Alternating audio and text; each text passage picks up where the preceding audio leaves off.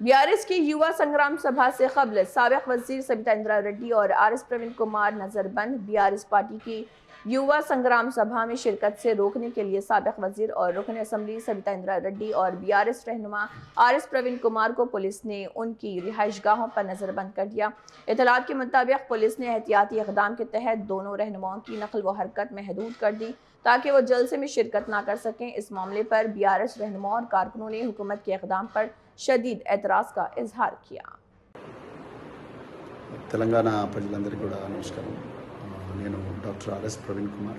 నేను మల్కాజ్గిరి మీటింగ్కు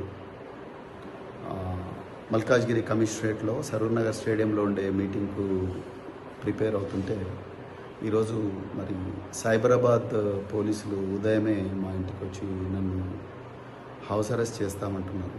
నిజంగా నాకైతే ఆశ్చర్యంగా ఉంది. గౌరవ తెలంగాణ హైకోర్టు, అదేవిధంగా గౌరవ మల్కాజ్గిరి పోలీస్ కమిషనర్ శ్రీమతి సుమతి గారు వీళ్ళందరూ ఇన్ రైటింగ్ పర్మిషన్ ఇచ్చిన తర్వాత కూడా మాలాంటి నాయకులను వీళ్ళందరినీ కూడా పోలీసులు అరెస్ట్ చేసి గృహ నిర్బంధంలో ఉంచి ఆ మీటింగ్కు పోకూడదని ఇన్ని కుట్రలు చేస్తున్నారంటే ఇంకా తెలంగాణలో రాజ్యాంగం ఇచ్చిన జీవించే హక్కు కానీ లేకపోతే స్వేచ్ఛగా తిరిగే హక్కు article 19 clause 1 clause A clause B ఈ విధంగా రాజ్యాంగం నుంచి సంక్రమించిన హక్కులకు కూడా మరి ఏమాత్రం కూడా రక్షణ లేకుండా పోయింది.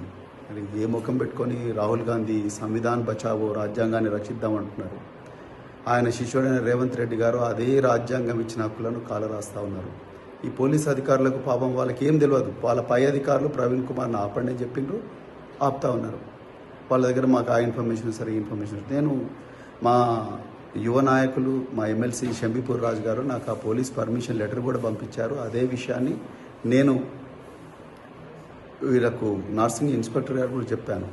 సో వాళ్ళు మా పై ఆఫీసర్లతో మాట్లాడి చెప్తామని అంటున్నారు. ఈ విధంగా అరాచక పాలన, దుర్మార్గ పాలన నడుస్తూ ఉన్నది తెలంగాణలో. ఒకసారి ప్రజలందరూ కూడా గమనించాలి. నన్ను మా సరూర్ నగర్లో మా వర్కింగ్ ప్రెసిడెంట్ కేటీఆర్ గారు ఏ మీటింగ్కి అయితే వస్తున్నారు ముఖ్య అతిథిగా, ఆ మీటింగ్కు నన్ను పోనివ్వకపోతే మాత్రం నేను ఆమరణ నిరాహార దీక్ష చేస్తా ఇంట్లోనే కూర్చొని. నేను డీజీపీ గారికి, హోంమంత్రి రేవంత్ రెడ్డి గారికి నేను క్లియర్గా చెప్తున్నా, ఇది ఒక వార్నింగ్. రేవంత్ రెడ్డి గారు, రాజ్యాంగం బాబాసాహెబ్ అంబేద్కర్ గారు నాకు ఆర్టికల్ 19 ప్రకారం నాకు స్వేచ్ఛగా తిరిగే హక్కు, స్వేచ్ఛగా మాట్లాడే హక్కు ఇచ్చిండ్రు. కానీ మీ పోలీసు వాళ్ళు ఇలా నన్ను ఆపుతా ఉన్నారు. నేను కంటెంప్ట్ ఆఫ్ ద కోర్ట్ వేయడం కాదు, నేను అమర నిరాదీక్ష చేస్తే నన్ను ఆ మీటింగ్ పోనీయకపోతే. జై తెలంగాణ, జై కేసీఆర్.